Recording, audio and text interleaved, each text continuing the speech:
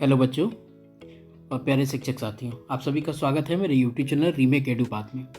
आज हम इस वीडियो में अतीत से वर्तमान कक्षा 7 की पाठ पहले को जानेंगे और पढ़ेंगे। पहले हम लोग इस पाठ को संक्षेप में आप सारांश रूप में इसको पढ़ेंगे और इसका विश्लेषण करेंगे। उसके बाद हम लोग इसके अंदर आने वाले महत्वपूर्ण टॉपिक्स को जानेंगे, क्या क्या हमने इसमें जाना, इस पाठ में क्या क्या महत्वपूर्ण चीज़ें हैं। उसके बाद पाठ के अंदर आने वाले कुछ पाठगत प्रश्न होते हैं जो क्रियाकलाप के रूप में दिए गए होते हैं। उसके बाद हम अभ्यास प्रश्नों को जानेंगे। यह जो शीर्षक इस पाठ का है, कहाँ, कब और कैसे, मतलब कोई चीज़ कहाँ हुआ, कब हुआ और कैसे हुआ।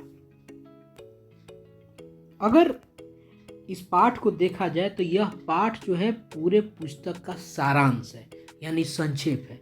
इस पाठ में आए हुए टॉपिक्स को आगे आने वाले पाठों में अलग अलग इकाइयों में उसको पढ़ना है। इस पाठ के माध्यम से यह बताया गया कि कौन चीज़ कहाँ हुआ, कब हुआ, कैसे हुआ, इन्हीं सब चीज़ों की चर्चा की गई है।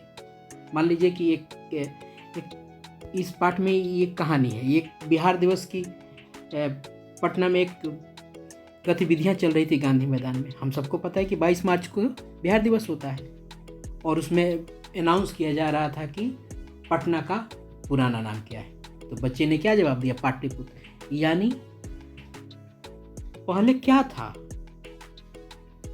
कौन सी चीजें कैसे थी, कब था, कहाँ था, कैसे था, इन्हीं सब चीज़ों को इस पाठ के अंदर हम लोग जानेंगे और समय के साथ जो परिवर्तन हुए हैं उसको हम लोग समझेंगे। तो आइए पाठ को समझते हैं और आगे बढ़ते हैं। हमने कक्षा 6 में अतीत से वर्तमान के भाग 1 में हर्षवर्धन के शासनकाल तक पढ़ा है। आप ये कौन सा भाग है, ये जो हम पढ़ रहे हैं ये सेकंड भाग है, यानी दूसरा भाग है। 8वें में तीसरा भाग। ठीक है, चलिए अब इस पाठ में हम पढ़ेंगे।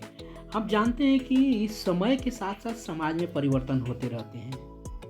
ये परिवर्तन कभी शब्दों के अर्थ में, कभी स्थानों के नाम में, कभी राज्यों के भौगोलिक सीमाओं में और कभी जीवन शैली में, यानी रहने के तरीकों में, रहन सहन के तरीकों में। इस वर्ग 7 में अब कभी क्या होता है कि कभी आदमी का खान पान कब कैसा हुआ, वेशभूषा, पहनावा, इन सब चीज़ों में परिवर्तन क्या हुआ है, समय के साथ होते रहा है। अब वर्ग 7 में जो है, अब वर्ग 7 में यानी इस वर्ग में हम भारत की 1000 वर्ष के अंतर्गत आने वाली परिवर्तन को जानेंगे। यानी कब से कब, यानी 750 से लेकर 1750 ईस्वी, यानी 18वीं शताब्दी के मध्य तक के चीज़ों को हम जानेंगे और समझेंगे। अब हुआ क्या है कि कालक्रम यानी समय के साथ हमारे देश का नाम आर्यावर्त से भारत, भारत से हिंदुस्तान, हिंदुस्तान से इंडिया क्या हुआ है, होते रहा है। पहले हमारे देश का नाम क्या था, आर्यावर्त हुआ, फिर हिंदुस्तान का नाम पड़ा, उसके बाद क्या हुआ, भारत हुआ, इंडिया, क्या इसी हिंदुस्तान के पर्यायवाची हैं। और क्या आप जानते हैं कि यह नाम 13वीं शताब्दी के में तुर्क सत्ता की स्थापना के रूप में, यानी उनकी स्थापना के बाद प्रचलित हुई। कौन सा, हिंदुस्तान। ठीक है, अब आइए हम इसको, अब चूंकि इसको क्या है, ये इसको पूरा विस्तार से किस इकाई में पढ़ेंगे, तीसरी इकाई में पढ़ेंगे। जैसे मैंने कहा ना कि ये पाठ जो है सारे पूरे पुस्तक का सारांश है। हर चीज़ को यहाँ संक्षेप में बताया गया है कि, और इसको आगे के पाठों में बताया जाएगा। अब जैसे हिंदुस्तान है, अब देखिए हिंदुस्तान क्या है, हिंदुस्तान जो मुगल वंश के संस्थापक जो बाबर था, उसने हिंदुस्तान शब्द का प्रयोग वस्तुतः संपूर्ण उपमहाद्वीप के लिए किया। यद्यपि इस क्षेत्र में मुगल सत्ता का विस्तार 17वीं शताब्दी के अंतिम वर्ष में हुआ, बाबर के वंशज औरंगजेब के समय में हुआ। पूरे जो क्षेत्र में है विस्तार, वो औरंगजेब के वंश के समय में हुआ। लेकिन अगर हिंदुस्तान की बात देखी जाए, हिंदुस्तान शब्द का किसने प्रयोग किया? सबसे जो वस्तु वो संपूर्ण उपमहाद्वीप में किसने किया? बाबर ने किया। ठीक है। अब बाबर कौन था? मुगल वंश का संस्थापक था। अब वही है। अब देखिए, भारत के संविधान में भारत और इंडिया का ही उल्लेख है। 13वीं शताब्दी में तुर्क सत्ता की स्थापना के बाद भारत का हिंदुस्तान हम हो गया, हमने अभी जाना। अब संपूर्ण देश में तुर्कों का शासन नहीं था। तुर्कों ने लगभग 300 वर्षों तक दिल्ली सल्तनत के नाम से शासन किया। तब शासकों को क्या कहा जाता था? जब तुर्क शासन करते थे तब क्या कहा जाता था? तुर्कों को सुल्तान कहा जाता था। तुर्कों को जो है ना वो सुल्तान कहा जाता था तब। अब उसका तुर्क का जो अंतिम शासक सुल्तान जो हुआ वो इब्राहिम लोदी था। इब्राहिम लोदी को हराकर किसने? बाबर ने मुगल वंश की नींव रखी थी। अब सुल्तान के स्थान पर शासकों को क्या कहा जाने लगा? बादशाह कहा जाने लगा। और मुगल बादशाहों में सबसे जो प्रसिद्ध हुआ था वो कौन था? वो अकबर था। अकबर ने अब पूरे शासन को बहुत प्रसिद्ध बनाया था, मुगल शासक को। और हमने जाना क्या, अभी ये पूरे उपमहाद्वीप में इस शब्द का प्रयोग बाबर के द्वारा प्रचलित किया गया, उसने किया। अब शासन जो शाहजहां था वो मुगल शासन का स्वर्ण युग के लिए माना जाता था। कहा जाता था कि मुगल शासन में का वो स्वर्ण युग किसके शासन में काल में था? शाहजहां के शासन काल में था। औरंगजेब ने भी काफ़ी विस्तार किया, लेकिन जब वो दक्षिण की तरफ जाने लगा तो उत्तर में क्या हुआ? लोगों ने विद्रोह करके उसके शासन को से अपने आप को मुक्त करना, आपको समाप्त करने लगा, अपने को उससे मुक्त होने लगे। अब देखिए एक और चीज़ है, जैसे हिंदुस्तान की बात हमने की, अब यहाँ एक और बात आती है, बिहार। अब देखो इसी प्रकार क्या हुआ, हमारा राज्य बिहार जिस नाम से जाना जाता है, इस शब्द का सबसे पहले प्रयोग 13वीं शताब्दी में इतिहासकार मिन्हाज सिराज ने किया। किसने किया? मिन्हाज सिराज ने किया। क्यों? अब देखिए, बौद्ध बिहार की इस भूमि को किस भूमि को? बिहार की भूमि को, और ये बिहार नाम दिया। किसने नाम दिया? मिन्हाज सिराज ने। ठीक है। और मुगल काल में इसके बारे में आगे पढ़ेंगे इकाई 4 में। और मुगल काल में अकबर ने क्या किया? अकबर ने इस बिहार को प्रांत के रूप में गठित कर दिया। ठीक है। चलिए अब आगे की चीज़ों को पढ़ते हैं। अब देखते हैं क्या हुआ आगे। अब कृषि में कुछ विकास हुआ, कृषि के विकास को देखते हैं। अब क्या हुआ? कृषि की प्रधानता में सिंचाई व्यवस्था विकसित की गई। कुंड, तालाब, आपको ताल, वर्षा जल को एकत्र किया जाता था। किसके माध्यम से? कुंड तालाब के माध्यम से। तथा 2 यंत्र से उनसे पानी निकाल कर खेतों में पहुंचाया जाता था। कुआं से भी सिंचाई होता था। वहाँ क्या होता? कुआं से भी सिंचाई होता था। उस दिन कृषि में कौन से यंत्र होते थे? कोड़ाई के लिए कुदाल, फावड़ा आदि का इस्तेमाल होता था।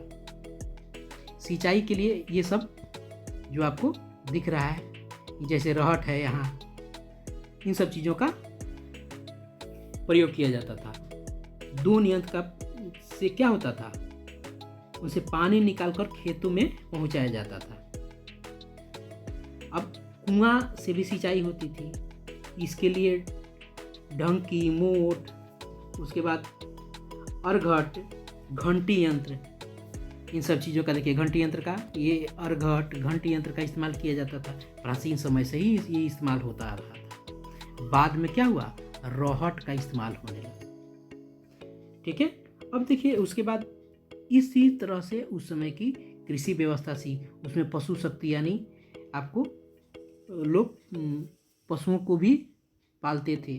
धीरे धीरे उसके बाद उनके आपको जो भेड़ के इत्यादि जैसे उनके रोए से वो क्या होता था, उन्होंने आपको अपने कुछ चीज़ों को बनाने लगे। उसमें कपड़े आदि कताई करने लगे, कुछ चीज़ों को बनाने लगे वो। अब प्राचीन भारत में वस्त्र उद्योग के क्षेत्र में क्या होता था, धागों की कताई केवल हाथ से चलने वाले पहियों और तकलीफ का प्यार होता था। क्या होता था प्राचीन काल में वस्त्र उद्योग के क्षेत्र में धागों की कताई के लिए केवल हाथ से चलने वाले पहिए और तकली का प्रयोग होता था। ये है ना, ये फोटो है आपको, ये उसमें वस्त्र उद्योग की ये व्यवस्था थी।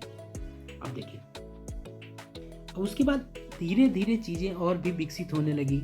अब बाद में क्या हुआ, अब देखिए समुद्री यात्राएं कुछ हुई। समुद्री यात्राएं की सुविधा के लिए व्यापार को बढ़ावा दिया। उस समुद्री यात्रा की जो सुविधा हुई उसके बाद क्या हुआ, व्यापार के क्षेत्र में काफ़ी बढ़ावा हुआ। अब देखिए उसमें क्या हुआ, समुद्री यात्रा जब हुई होने लगी उसमें क्या क्या अलग अलग तरीकों की चीज़ें हुई। आपको पता है कि कागज़ जो बना वो 100 ईस्वी में आसपास चीन में बनाया गया, और भारत में कब बना, 13वीं शताब्दी के आसपास हुआ अपने देश में। ये व्यापारिक उसमें की प्रगति थी, प्रगति और उसमें की विशेषता थी। अब बताइए व्यापार में समुद्री यह होता था, समुद्र के जहाज़ों पर चुंबकीय कुतुबनामा एक आपको यंत्र प्रयोग किया जाता था। यह क्या था, यह दिशा सूचक यंत्र था। उसी तरह सुल्तान फिरोज शाह ने 14वीं शताब्दी में क्या किया, एक बहुत बड़ा आविष्कार हुआ, समय सूचक उपकरण। उस क्या किया, फिरोजाबाद दिल्ली में एक मीनार पर उसने नक्षत्र घड़ी, धूप घड़ी, जल घड़ी लगवाई, जिससे समय की सही सूचना दी जाती थी। ये दो बड़े 13वीं शताब्दी में ये आविष्कार ये माने गए हैं। इससे क्या हुआ, इनसे बड़ी आपको व्यापारों में और व्यापार के क्षेत्र में इन सबसे बड़ी प्रगति हुई, इन सबसे बहुत प्रगति हुई। वहीं कहा जाता है कि समुद्री यात्रा की सुविधा ने व्यापार के क्षेत्र को बढ़ा दिया। अब भारत के लोग सुदूर पूर्व के देशों में से व्यापार करते थे, अरब के लोग भारत में व्यापार करते थे। भारत से व्यापार के सिलसिले में अरबी व्यापारियों का आना जाना काफ़ी बढ़ गया। इसके लिए अरबी व्यापारी केरल के तटीय क्षेत्रों में गांव बनाकर बस गए। वहाँ के राजा ने उनको सहयोग किया। अब अरबी जब आए तो वहाँ के राजा ने क्या किया, वहाँ के एक राजा ने, वहाँ केरल का एक हिंदू राजा था, और जब अरबी ने उनके लिए पहला मस्जिद बनवा के राजा ने उनको वहाँ दिया था।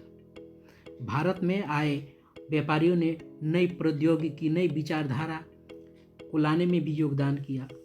अरब के लोगों ने 18वीं शताब्दी में सिंध पर अपना शासन भी स्थापित कर लिया।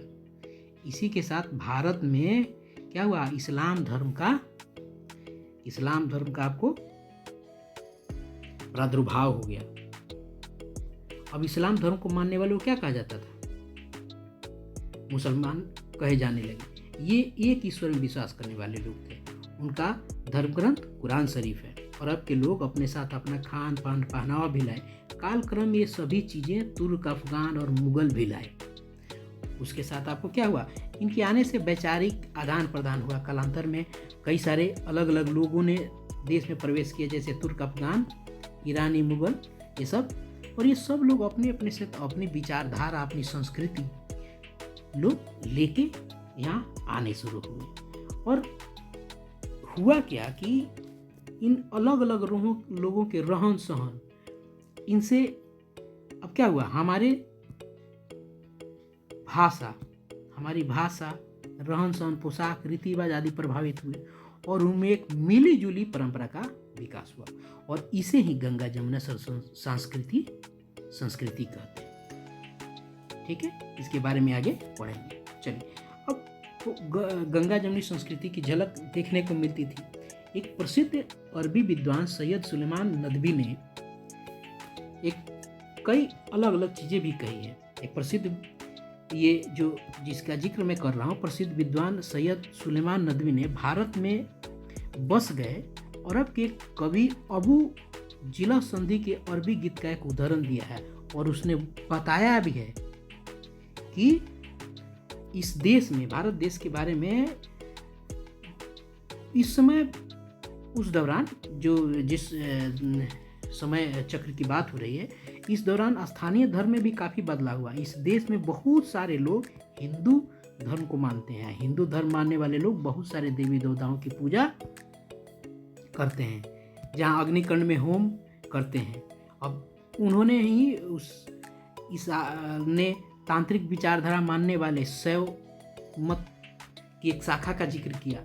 जो लोग क्या करते थे, कपाल खोपड़ी में धारण करके, जो जिसमें शैव मत के जो लोग थे तांत्रिक विचारधारा के थे, शाखा के रूप में उभरे, इसमें कपाल धारण करना तथा कपाल में भोजन करना की बात वो करते थे और कपाल में भोजन ग्रहण वो करते थे। ऐसे बहुत सारी चीज़ें और की चर्चा उन्होंने की है। गुप्त काल में हम जानते हैं कि गुप्त काल में क्या हुआ, वैष्णव संप्रदाय पूरे भारत में फैला हुआ था। गुप्त काल में क्या, मातृ देवी की उपासना पूर्ण रूप से प्रतिष्ठित हो चुकी थी। पार्वती, लक्ष्मी, दुर्गा, काली आदि अनेक रूपों में शक्ति की उपासना प्रचलित थी। किसमें, आपको गुप्त काल में। अब यही है, उसी इसमें राजपूतों का भी उदय हुआ। बहुत सारी अलग अलग उसमें राजवाड़ों का उदय हुआ। राजपूतों का उदय भी इसी काल में हुआ। इन्हीं की महिमा का गान करने वाले कवि और चारण लोगों का एक अलग समुदाय था। राजाओं के दरबार में लिखने का काम जो करते थे, उनसे कायस्थ लोगों का उदय हुआ। जाट और सिखों का उदय भी यही हुआ। उसके बाद बहुत सारे यात्री भी यहाँ आए, बहुत सारे यात्री आए, बहुत सारे सूफी संत आए यहाँ।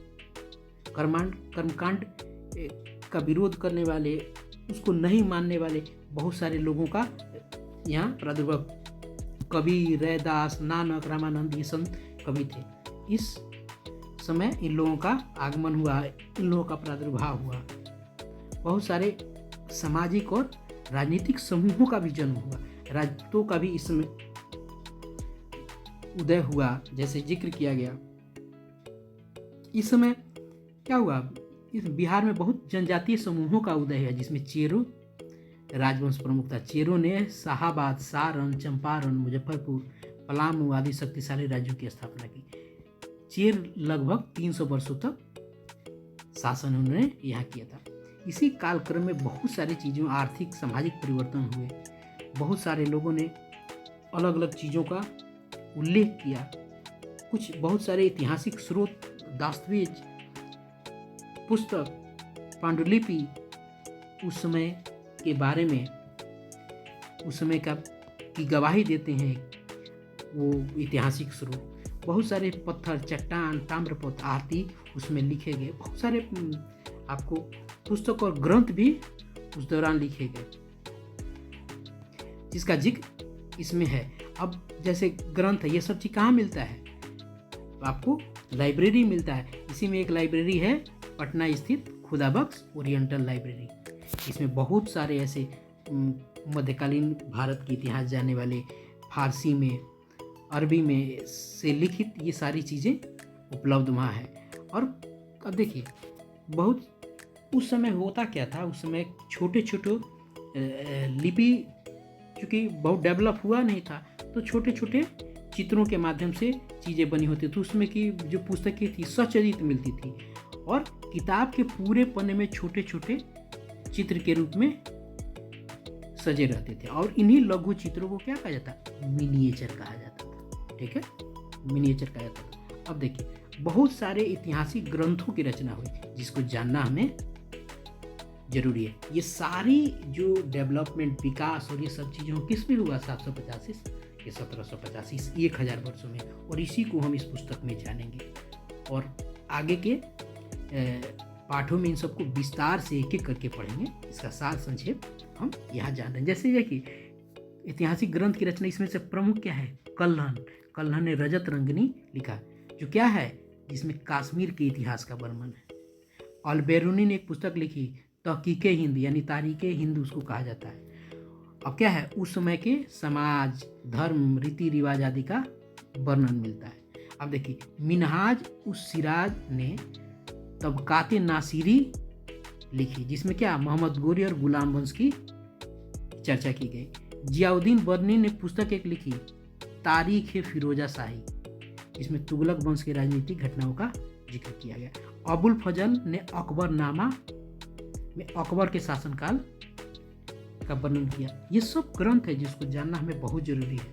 अब देखिए, अब एक और है इसमें ग्रंथ है, भारत के संदर्भ में मुगल शासक बाबर ने अपनी आत्मकथा क्या लिखी, तुजू के बाबरी, ये तुर्की भाषा में लिखी गई थी, जिसका फारसी में अनुवाद तुजू के, अगर पूछा जाता है कि तुजू के बाबरी किस भाषा में लिखी गई थी और इसको लिखा किसने था, तो ये बाबर ने लिखा था और ये तुर्की में लिखी गई तुजू के बाबरी, और इसका फारसी में जो अनुवाद हुआ वो बाबरनामा कहलाया।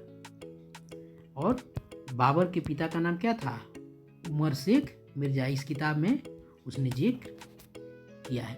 ये इन सारे चीज़ों का आपको जिक्र मिलता है। कुछ यात्रा वृतांत मिलते हैं, यानी यात्रा किए गए बहुत सारे यात्री इस दौरान हमारे यहाँ है। यात्रा भी था, इसी में था क्या, एक प्रसिद्ध रचना है रेहला, जिसको किसने, जिसके रचनाकार कौन थे, इब्ने बतूता। हमने एक गाना सुना है इब्ने बतूता। इब्ने बतूता कौन थे, एक अफ्रीकी यात्री थे, प्रसिद्ध अफ्रीकी यात्री थे, जिसने रेहला नामक जो एक रचना है इन्होंने किया था। इब्ने बतूता क्या है, मराकस, मोरक्को का निवासी था। ये मोरक्को का निवासी था। विश्व यात्रा के दरमियान वह मोहम्मद बिन तुगलक के विस्तार में, उसके शासनकाल में हिंदुस्तान आया था, जिसका विस्तार में हम लोग आगे इकाई 3 में पढ़ेंगे। अब बहुत सारे सिक्कों का प्रचलन हुआ। मोहम्मद तुगलक के इस समय के बहुत सारे सिक्के उस समय के मिले हैं, और सिक्कों के अध्ययन को क्या बोलते हैं, न्यूमिस्मेटिक्स। ये पूछा जाता है कि सिक्कों के अध्ययन को क्या कहा जाता है।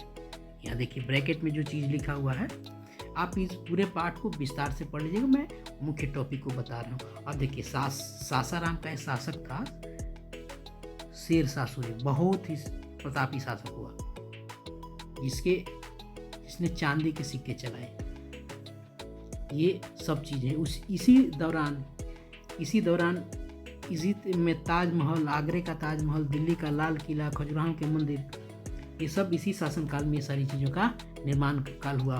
और वास्तुकला के क्षेत्र में ये काफ़ी समृद्ध काल रहा है। ये बहुत स्वर्णिम मध्यकालीन जो ये इतिहास है, इसमें बहुत सारे विकास का कार्य हुआ था। अब शेरशाह का मकबरा है, मकबरा कहाँ है, शेरशाह का मकबरा ये सासाराम जो अब रोहतास जिला है उसी में है। ये मनेर में मखदूम शाह दौलत का समाधि है, भवन भी एक उच्च कोटि के कला का उदाहरण है। ये सब कला के उदाहरण, स्थापत्य कला का उदाहरण है जो उसमें स्थापित किया गया। इन सब चीज़ों के बारे में हम सब पढ़ेंगे। जैसे बैकटपुर का शिव मंदिर, ये राजा मान सिंह की आर्थिक सहायता से बना था, ये बहुत ही प्रसिद्ध रहा। रोहतासगढ़ में निर्मित क्या है, हरिश्चंद्र मंदिर, ये सब उस समय के स्थापत्य कला और कला का एक बहुत बड़ा उदाहरण था। इन्हीं सब चीज़ों में की आपको जानकारी मिलती थी। अब देखिए, जियाउद्दीन बिरनी की बात होती है। जियाउद्दीन बिरनी ने क्या हुआ, 1328 में दिल्ली में सुल्तान मोहम्मद तुगलक ने एक आदेश जारी किया कि दिल्ली के दूर दौलताबाद जाकर बसे और राजधानी उधर उसको। बाद में उसने क्या किया कि यहाँ के उसको शौक था इन लोगों पे, सबको बोल दिया कि जब को वहाँ के जाके दिल्ली के निवासियों को आदेश दे दिया कि जाके वो ऐसे उस समय हुए। उस समय के 2 इतिहासकारों जियाउद्दीन बिरनी और एसामी ने सुल्तान को राजधानी परिवर्तन की घटना को अपनी अपनी किताबों में क्या हो गया, दिल्ली के लोगों को शौक था, इसने दौलाबाद भेज दिया राजधानी। और जियाउद्दीन बिरनी की एक बहुत प्रमुख पुस्तक है तारीख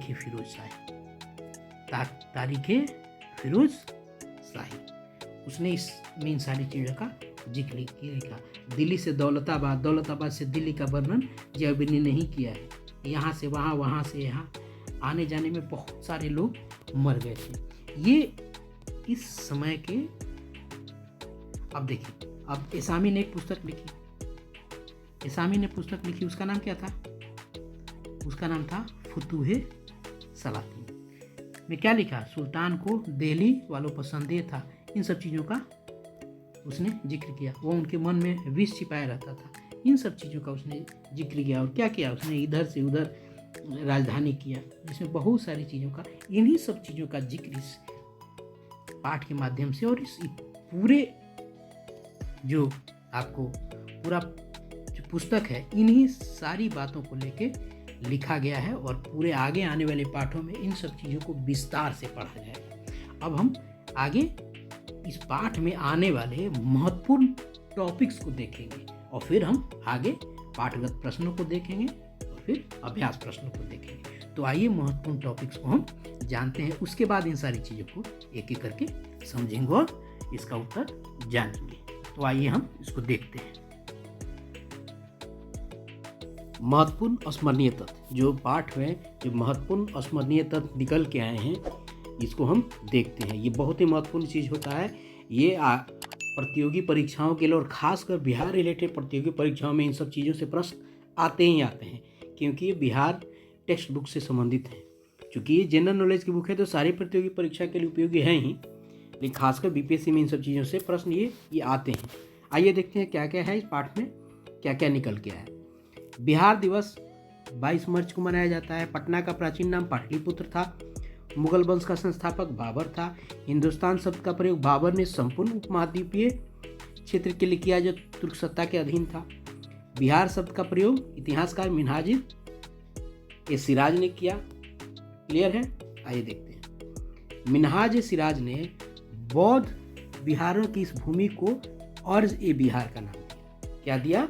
अर्ज-ए-बिहार का नाम दिया। सबसे पहले कागज चीन ने बनाया। भारत में कब हुआ? यह 13वीं शताब्दी के आसपास कागज का प्रयोग हुआ। शैव मत की विचारधारा क्या है? तांत्रिक है। खुदाबख्श लाइब्रेरी पटना में स्थित है, और छोटे छोटे चित्रों के रूप में सजे हुए चित्रों को क्या कहा जाता है? मिनिएचर कहा जाता है। ठीक है, चलिए आगे देखते हैं। राजत रंगनी कल्हण ने लिखी थी। ये इसमें कश्मीर का इतिहास का वर्णन है। ये बहुत महत्वपूर्ण प्रश्न होता है। ये तहकीके हिंद यानी तारीखे हिंद, ये अरबी में लिखी गई है। ज़्यादातर इसको फारसी में बोलते हैं, लेकिन ये अरबी में लिखी गई है। ये अल-बेरूनी ने की। इसमें मध्यकालीन भारत के समाज, धर्म, रीति रिवाज आदि की विस्तृत जानकारी है। तबकाते नासिरी की रचना मिन्हाज-उस-सिराज ने की। इसमें मोहम्मद गोरी और गुलाम वंश की विस्तृत जानकारी है। कौन? तबकाते नासिरी, इसको मिन्हाज-उस-सिराज ने लिखी थी। चलिए अब देखिए, अब देखते हैं तारीखे फिरोज शाही की रचना जियाउद्दीन विरनी ने, इसमें तुगलक वंश की रचना थी। अकबरनामा की रचना अबुल फजल ने की। बहुत महत्वपूर्ण प्रश्न होता है ये अकबर के शासनकाल का इसमें वर्णन है। बाबर ने अपनी आत्मकथा तुर्की भाषा में लिखी। पूछता है तुजक बाबरी नाम था उसका। तुजक बाबरी का फारसी अनुवाद बाबरनामा कहलाता है। तुजुक बाबरी जो है ना, ये तुर्की में लिखी गई थी, और इसका फारसी जो में लिखा गया वो बाबरनामा कहला है। ठीक है। बाबर के पिता का नाम क्या था? बाबर के पिता नाम उमर शेख मिर्जा था। चलिए आगे देखते हैं। रहेला एक यात्रा वृत्तांत है, जिसकी रचना अफ्रीकी यात्री इब्ने बतूता ने की थी। रहेला जो है, अब इब्ने बतूता जो कहाँ का था? मराकस, मोरक्को का था। ठीक है, ठीक है। सासाराम के शासक शेरशाह सूरी ने चांदी के सिक्के चलाए थे। शेरशाह सूरी का मकबरा कहाँ है? सासाराम में स्थित है। मनेर में मुखदूम शाह दौलत की समाधि है। ये पूछता है कहाँ है? मनेर में है। ठीक है, चलिए आगे देखते हैं। रोहतासगढ़ में हरिश्चंद्र मंदिर स्थित है। कहाँ? रोहतासगढ़ में, जो मान सिंह द्वारा निर्मित है। बैकटपुर में शिव मंदिर का निर्माण में आर्थिक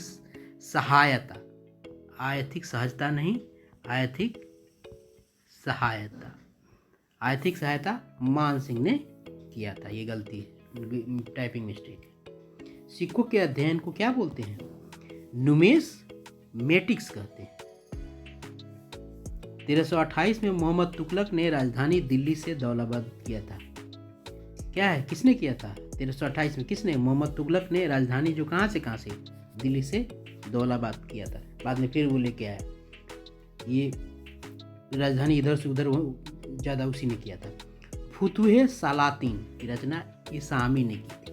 फुतुहे सलातीन। चलिए, ये महत्वपूर्ण चीज़ें थी जो अब देखिए पाठ के अंदर कुछ प्रश्न आए हैं जो क्रियाकलाप के रूप में दिए गए हैं। आप देखिएगा पाठ के अंदर तो कुछ जो है ना ऐसे ब्रैकेट में कुछ चीज़ें लिखी गई है, कहीं कहीं कलर करके चीज़ें लिखी गई है और पूछा गया है कि ये बताइए। तो वो है पाठगत प्रश्न, यानी पाठ के अंतर्गत आने वाले प्रश्न। अब देखिए क्या प्रश्न एक और था, कौन था प्रश्न वो प्रश्न था आपको, एक प्रश्न आपको, प्रौद्योगिकी किसे कहते हैं। अब देखिए आइए इसका उत्तर देखते हैं। मानव जीवन को बेहतर और उन्नत बनाने के लिए विज्ञान के सिद्धांत पर आविष्कृत विभिन्न कल पुर्जों और मशीनों का व्यवहारिक प्रयोग खेती कल कारखानों आदि में प्रौद्योगिकी कहलाता है। यानी विज्ञान का प्रयोग, मशीन का प्रयोग, कल पुर्जों का प्रयोग प्रौद्योगिकी कहा जाता है। ठीक है, चलिए अगला प्रश्न देखते हैं। आज सिंचाई के लिए किन किन साधनों का प्रयोग किया जाता है। हम देखते हैं ना सिंचाई के लिए, आज सिंचाई के लिए क्या है, नहर, पईन, नलकूप, कुआं आदि का इस्तेमाल किया जाता है। नलकूपों या तालाब से अब क्या हो गया, चूँकि बिजली सब जगह आ गई है तो क्या कहते हैं, पानी खींचने के लिए क्या डीजल इंजन चाहे बिजली का उपयोग, तो बिजली का उपयोग ज़्यादा होने लगा है ना, क्या करते हैं, उपयोग कर पंप चलाया जाता है और पंप से क्या करते हैं, पानी खींच के और खेतों में पानी पटाते हैं। तो बिजली हर जगह है, गांव-गांव में पंप लगा के पानी पटा दिया जाता है। आप देखिए मानचित्र 1 के 8 प्रमुख राज्यों की सूची बनाइए। तो मानचित्र 1 में दिखाए गए प्रमुख 8 राज्य कौन थे, तोमर, चौहान, प्रतिहार, चंदेल, परमार, चालुक्य, कलिंग, चोल। ठीक है, अब देखिए उसके बाद आता है मानचित्र 2। मानचित्र 2 में दिखाए गए प्रमुख राज्य कौन से थे, मानचित्र 2 में प्रमुख राज्य थे, राज्यों की सूची के लिए क्या है, गजनी, कश्मीर, सिंध, सुल्तान, कच्छ, गुजरात, अहमदनगर। आइए देखते हैं, बीजापुर, बंगाल, ये सब। आइए अब प्रश्न इसमें एक और है, मानचित्र 1 व 2 में आप क्या अंतर पाते हैं, चर्चा कीजिए, ये देखना है। दोनों मानचित्रों के अवलोकन के बाद हम यह अंतर पाते हैं कि मानचित्र 1 में जहां शासक वंशों की प्रमुखता दी गई, तो मानचित्र 2 में राज्यों को प्रमुखता दी गई। यहाँ शासक के वंशों की प्रमुखता थी या राज्यों की प्रमुखता। मानचित्र 1 में श्रीलंका को दिखाया गया है, उसके बदले मानचित्र 2 में गजनी, अफगानिस्तान, जो अफगानिस्तान है ना, पहले गजनी हुआ करता था, कुछ हिस्सों को दिखाया गया। मानचित्र 2 के क्षेत्र का विस्तार मानचित्र 1 से की अपेक्षा अधिक है। ठीक है, चलिए आगे देखते हैं। अगला प्रश्न क्या है, मध्यकाल में कौन कौन से खाद्य पदार्थ हम आज भी खाते हैं, उस दौर में आम लोग क्या पहनते होंगे, यही पूछता है ना। अब देखते हैं, शासक और उसकी प्रजा, धनी व्यापारी और ग्रामीण लोगों के खान पान में सदा से अंतर है। हमेशा से धनी लोग कुछ अलग, थोड़ा सा अलग चीज़ खाते हैं और सामान्य लोग थोड़ा अलग खाते हैं, वो हमेशा से रहा है। वह मध्यकाल में भी था और आज भी। मध्यकाल के लोग के राज परिवार और संपन्न लोग जहाँ पुलाव, बिरयानी, कोरमा, फिरनी, अंगूर आदि यानी फल फ्रूट आदि खाते थे, सो आज भी खाते हैं। ठीक है, अब गांव में खाने की वे वस्तुएं होती थी जो लोग उपजाते थे। चावल का मौसम रहा तो चावल, गेहूं का मौसम रहता गेहूं। रोटी खाना मध्यकाल में भी था और आज भी है। आम, अमरूद, केला, शकरकंद तब भी खाते थे और आज भी खाते हैं। उस दौर में अब आते हैं पोशाक वाले लोग। उस दौर में हिंदू मुसलमानों के पहनावे में अंतर था। हिंदू जहाँ धोती पहनते थे वहीं मुसलमान लुंगी पहनते थे। गंजी, कुर्ता दोनों धर्म के लोग पहनते थे। आज भी वो भेद ऐसा नहीं है कि है, वो मिट गया है। चूँकि अब होता क्या है कि देखिए, हिंदू भी लुंगी पहनते हैं और पहनने लगे हैं, और ग्रामीण मुसलमान धोती पहनते हैं। बहुत दिनों तक साथ साथ रहने के कारण दोनों के खान पान पहनावे में बहुत अंतर नहीं रह गया है। क्लियर है, चलिए आगे देखते हैं। अगला प्रश्न क्या है, क्या कारण रहा हो कि भारत अतीत से ही संसार के लिए आकर्षण का क्या कारण रहा होगा, यानी हमारी संस्कृति तो बहुत बड़ी कारण रही होगी। आइए देखते हैं क्या है। भारत आदिकाल से चिंतकों, मनीषियों का देश रहा है।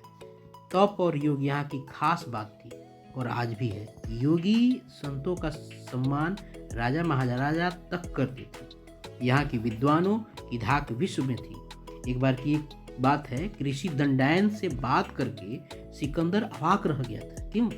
इसलिए जिक्र किया जा रहा है कि भारत की बातें आपको समझ में आए। सिकंदर का गुरु कौन था? सिकंदर का गुरु अरस्तु था। अरस्तु ने उसे बताया कि भारत विजय को जा रहे हो तो वहाँ के ऋषियों से आशीर्वाद लेना, लौटते समय मेरे लिए तुलसी का पौधा तथा गंगा का जल अवश्य लेना। ठीक है, आइए देखते हैं। विश्व में गंगा ही एक ऐसी नदी है जिसके जल में कभी कीड़े नहीं लगते। आप देखते हैं ना, पूजा पाठ होता है तो कहा जाता है गंगा जल, हिंदुओं में अगर पूजा पाठ होता है तो पूजा गंगा जल है, यानी गंगा में कीड़े नहीं लगते हैं, कभी कीड़े नहीं पनपते, चाहे वर्षा वर्षों वर्ष तक रहे, सालों तक रहे। भारत के प्राय हर संभ्रांत परिवार में हरिद्वार ऋषिकेश से लाया गया गंगा जल संजो कर रखा जाता है। मरते समय लोगों के मुंह में गंगा जल, तुलसी पत्ता देना लोग आवश्यक मानते हैं। ये सब चीज भारत की धरोहर है। भारत की भूमि उपजाऊ है। एक ही देश के सभी मौसमों का आनंद लिया जा सकता है, वह भी एक ही समय में। खाने की कोई ऐसी वस्तु नहीं है जो भारत में नहीं उपजती है। कुछ फल और वन्य पशु ऐसे हैं जो केवल भारत में ही प्राप्त होती है, इसलिए भारत बहुत महत्वपूर्ण रहा है। ऐसी वस्तुओं की सूची बनाइए जो हवन में डाला जाता है। मुख्य रूप से हवन में धूप, जौ, तिल, घी मिलाया जाता है, लेकिन यह आम है। खास तौर पर हवन में अनेक वनस्पतियां भी डाली जाती है। ठीक है, चलिए आइए। हिंदू धर्म में देवी देवताओं के प्रति आस्था व्यक्त करने की अलग अलग तरीके या पद्धति संप्रदाय कहलाती है। व्याख्या करें। अब देखिए, आइए इसको देखते हैं। हिंदू धर्म कालांतर से 3 संप्रदाय में बट गया और तीनों के आराध्य देवी देवताओं में विभिन्नता आ गई। इनके 3 संप्रदाय थे: वैष्णव, शैव और शाक्त। वैष्णव विष्णु और लक्ष्मी को अपना आराध्य मानते हैं। राम और सीता तथा कृष्ण और राधा को ये क्रमशः विष्णु लक्ष्मी के अवतार मानते हैं। इस संप्रदाय वाले रामलीला और कृष्णलीला करते हैं। ठीक है, अब देखिए, शाक्त वाले शिव को पूजते हैं।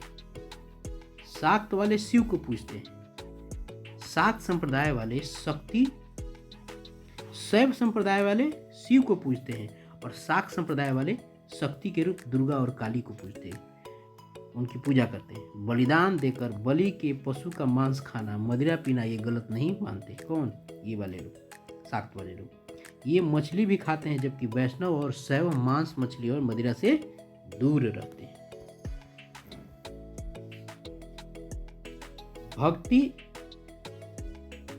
भक्ति संतों के वैसे दोहों पर चर्चा करें जिसे अपने हिंदी की पुस्तक में पढ़ा है। जाति न पूछो साधु की, पूछ लीजिए ज्ञान। मोल करो तलवार की, पड़ा रहने दो म्यान। माला तो करे कर में फिरे, जी भी फिरे सुख माही। मनुआ तो चौदिसी फिरे, यह तो सुमिरन नाई। चलिए,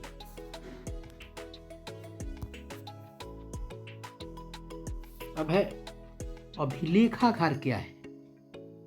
अभिलेखागार क्या है?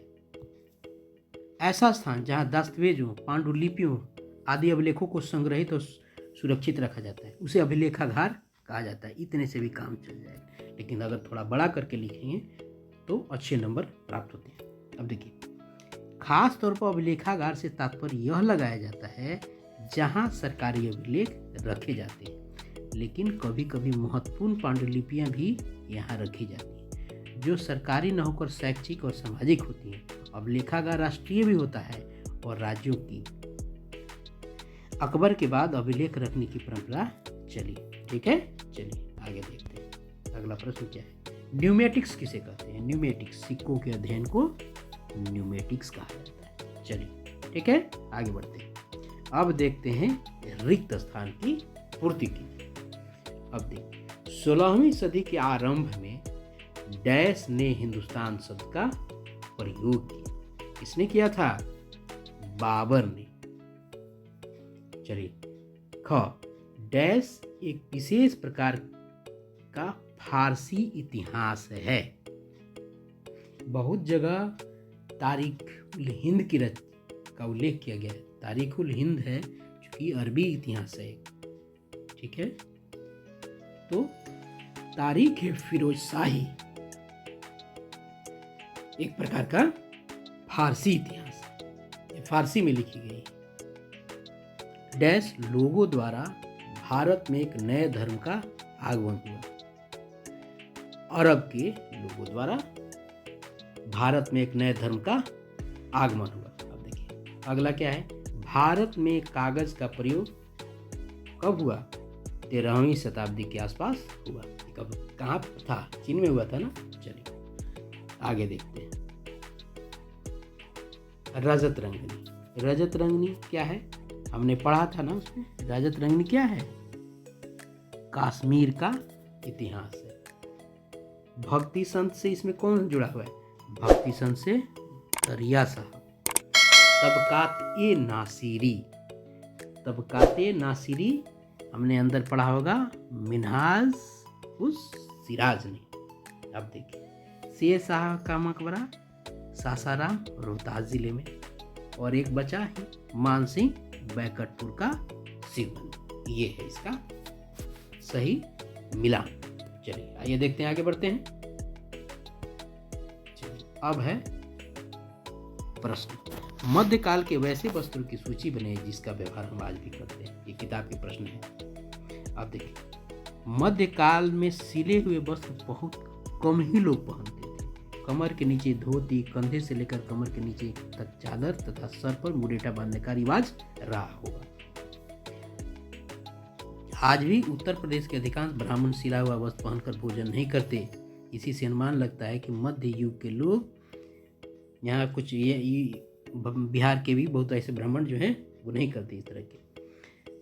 इसी से अनुमान लगता है कि मध्य युग के लोग सिला हुआ वस्त्र नहीं पहनते होंगे। उनके वस्त्रों से धोती, चादर और मुरेठा का व्यवहार आज भी लोग करते हैं। बिहार में बहुत कम लोग बिना वस्त्र, लेकिन यूपी में ज़्यादातर लोग बिना वस्त्र के करते हैं। अब देखिए सिला हुआ वस्त्र पहनने का रिवाज बहुत बाद में आरंभ हुआ होगा। वस्त्र उपयोग के क्षेत्र में हुए प्रौद्योगिकी किए परिवर्तनों को बताएं। प्राचीन भारत में वस्त्र उद्योग के लिए सूत तकली पर काते जाते थे। उसमें काफ़ी समय लगता था, कारण कि तकली को हाथ से नचाना पड़ता था। बाद में 13वीं सदी के परिवर्तन यह आया कि तकली का स्थान चरखे ने ले लिया। अब सूत तेजी से अधिक मात्रा में और कम समय में ही बन सकते थे। पहले सीधे कपास से सूत काता जाता था, बाद में इसमें बदलाव आया और धुनिया लोग धुनकी से रुई भूनने लगे। अब धुनी हुई रुई से सूत काटना क्या हो गया? आसान हो गया, और इसमें सूती कपड़े के उत्पादन और गुणवत्ता में भी वृद्धि हुई। ठीक है, चलिए अब देखिए कागज का आविष्कार सर्वप्रथम कहाँ हुआ? कुछ देर पहले हम लोगों ने देखा, पढ़ा भी, चीन में हुआ। वनवासियों को जंगल क्यों छोड़ना पड़ा? अब देखिए प्रौद्योगिकी में परिवर्तन के फलस्वरूप खेती योग्य भूमि की तलाश हो रही थी। बाहर से आए लोगों के लिए अधिक अन्न की भी आवश्यकता बढ़ी होगी, क्योंकि जब लोग आए तो चाहिए ना भोजन के लिए। तो खेती बढ़ाने के लिए जंगल काटे जाने लगे, और जब जंगल काटे जाने यानी वन काटे जाने लगे तो वन में वास करने वाले वही ना वनवासी हैं। वन में वास करने वाले ही ना वनवासी हैं। तो खेती बढ़ाने के लिए जंगल काटे जाने लगे, फलस्वरूप वनवासियों को जंगल छोड़ने पर विवश होना पड़ा। हालांकि अनेक वनवासी खेती के काम में लग गए और वो ग्रामवासी बन गए। चलिए आगे देखते हैं, गंगा जमुना संस्कृति से आप क्या समझते हैं? गंगा यमुनी, कहीं कहीं यह जो है गंगा जमुनी भी लिखा जाता है, क्योंकि जमुना ये दोनों एक नदी है। ठीक है, तो इसमें आप भ्रम में कभी नहीं रहिएगा। गंगा यमुनी संस्कृति से आप क्या समझते हैं? दो संस्कृतियों और परंपराओं के मेल से जो संस्कृति और परंपरा विकसित हुई, उस संस्कृति या परंपरा को गंगा जमुनी संस्कृति कहते हैं। ठीक है, चलिए आगे देखते हैं। 8वीं शताब्दी के आसपास हुए परिवर्तनों को देखिए। क्या क्या परिवर्तन? बहुत सारे परिवर्तन हुए 8वीं शताब्दी में। 8वीं शताब्दी के आसपास पहला परिवर्तन तो देश के नाम बदलने के रूप में हुआ, और भारत को हिंदुस्तान भी कहा जाने लगा। यह बदलाव 13वीं शताब्दी में तुर्क सत्ता की स्थापना के बाद प्रचलित हुआ। उस समय हिंदुस्तान की भौगोलिक सीमा उतनी ही थी जितनी पर तुर्कों का अधिकार था। मुगल काल में बाबर से लेकर 17वीं शताब्दी तक औरंगजेब ने हिंदुस्तान की सीमा में काफ़ी विस्तार किया। कृषि के साथ साथ जीवन शैली, उद्योग धंधों में भी बदलाव आए, प्रौद्योगिकी का उपयोग भी आरंभ होने लगा। बहुत सारे चीज़ परिवर्तन हुए इसमें। अब देखिए क्या है, प्राचीन काल की तुलना में मध्यकाल के अध्ययन के लिए ज़्यादा स्रोत उपलब्ध है। बिल्कुल स्रोत हो, इसलिए विकास हुआ होगा तो बहुत सारे स्रोत बनाने के साधन भी तो मिले होंगे। आइए देखते हैं उसको। हाँ, प्राचीन काल की तुलना में मध्यकाल के अध्ययन के लिए ज़्यादा स्रोत उपलब्ध हैं। ये स्रोत अनेक कवियों, लेखकों, रचनाकार और इतिहासकारों द्वारा लिखे गए कविता, लेख, गीत और इतिहास हैं। अब आगे देखते हैं। 13वीं शताब्दी में कागज का उपयोग शुरू हो गया। जब कागज का उपयोग शुरू हो गया होगा तो बहुत सारी चीज़ लिखे गए होंगे ना। अब 13वीं शताब्दी में कागज का उपयोग शुरू हो जाने के बाद लिखने का काम व्यापक रूप से होने लगा। लिखित रचनाएं या पांडुलिपियां, अभिलेख, सिक्के, भग्नावशेष, चित्र आदि विविध स्रोत हैं। बहुत सारी किताबें लिखी गई। यहाँ देखिए, इसमें यहाँ जिक्र भी है। इस काल में लिखी गई पांडुलिपियां और प्रशासनिक प्रपत्र अभिलेखागारों और पुस्तकालयों में उपलब्ध है, वहाँ सुरक्षित भी है। इस काल की अनेक घटनाओं की जानकारी हमें इन्हीं अभिलेखों से प्राप्त होती है। अन्य अभिलेख पत्थरों, चट्टानों और ताम्रपत्र पे लिखे गए थे। ठीक है। अब देखिए, बहुत सारे अभिलेख जो है मंदिर, मस्जिदों और गांव में भी सुरक्षित हैं। इस कालखंड में अनेक विद्यालयों ने अनेक ग्रंथों की रचना की, जैसे कल्हर ने राजत रंगनी, अलबेरुनी ने तहकीक हिंद, मिनहाज-कृत, तबकात नासिरी, जियाउद्दीन बिरनी ने पुस्तक तवारीख फिरोज शाही, अबुल फजल की अबुकबनामा, बाबर ने का बाबरनामा, तुझे के बाबरी, यात्रा वृत्तांत रहेला, इसे किसने लिखा था? इब्ने बतूता ने। इस प्रकार इससे स्पष्ट होता है कि प्राचीन काल की तुलना में मध्यकाल के अध्ययन के लिए ज़्यादा स्रोत उपलब्ध है। ठीक है, चलिए आगे देखते हैं। और ये शायद अंतिम प्रश्न होगा। जब एक ही व्यक्ति या घटना के संबंध में अलग अलग मत आते हैं तो ऐसी परिस्थितियों में इतिहासकार क्या करते हैं? प्रश्न में बताई गई परिस्थिति में इतिहासकार समान विशेषता वाले बड़े बड़े हिस्सों, युगों और कालों में बांट देते हैं। जब इस तरह की स्थिति आई गई होगी ना, इस परिस्थिति में तो इतिहासकार क्या करता होगा? इस परिस्थिति में समान विशेषता वाले बड़े बड़े हिस्सों, युगों और कालों में बांट देते हैं। फिर अनुमान से स्थिति का अवलोकन कर स्वयं जो वो उचित समझते हैं वो लिख देते होंगे। यही करते होंगे। इस प्रकार पाठ के ये जो प्रमुख चीज़ें थे हमने लिख दिया। अगर आप इसे छात्र हैं, छात्राएं हैं, तो आप वीडियो को स्टॉप करके इसे अपने नोटबुक में उतार दीजिए। महत्वपूर्ण तथ्य अवश्य उतारिएगा, उसे याद कर जाइएगा। ठीक है, तब तक अपना ख्याल रखिए। बहुत जल्दी आपके लिए पाठ का अगला वीडियो आपके लिए उपलब्ध रहेगा। अपना ध्यान रखिए। Thank you so much.